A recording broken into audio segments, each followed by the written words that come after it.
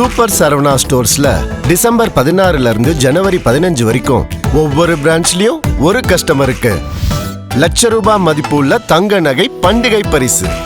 GT Holidays, South India's #1 travel brand.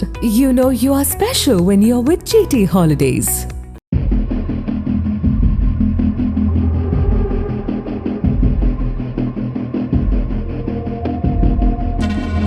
Uttar Pradesh மாநிலம் சுல்தான்பூர் தொகுதிக்குட்பட்ட லம்புவா பகுதியில் அரசு திட்டத்தின் கீழ் மாற்றுத்திறனாளிகளுக்கு உபகரணங்கள் வழங்கும் நிகழ்ச்சி கடந்த டிசம்பர் 20 நடைபெற்றது.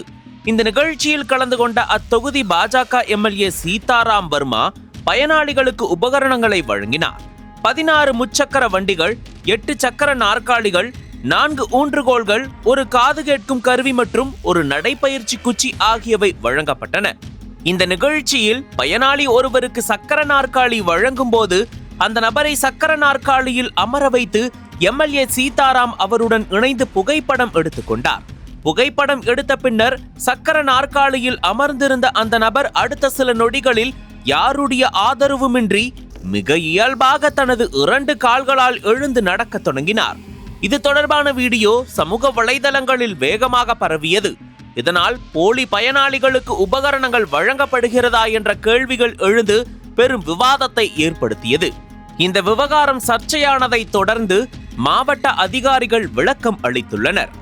வங்கேப்பூர் கிராமத்தை சேர்ந்த சந்தீப் என்ற மாற்றுத்திறனாளிக்கு இந்த சக்கர நாற்காலி வழங்கப்பட்டதாகவும் அவர் உடல்நலக்குறைவு காரணமாக நிகழ்ச்சியில் கலந்து கொள்ள முடியாததால் சந்தீப்பின் தந்தை இதனை பெற்றுக்கொள்ள வந்திருந்தார் என்றும் அதிகாரிகள் தெரிவித்துள்ளனர்.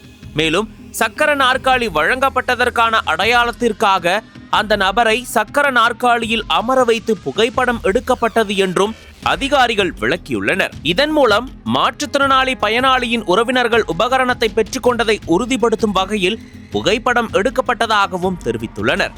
இருப்பினும் இந்த விவகாரத்திற்கு பிறகும் சமூக வலைதளங்களில் இது தொடர்பான விவாதம் தொடர்ந்து கொண்டேதான் இருக்கிறது.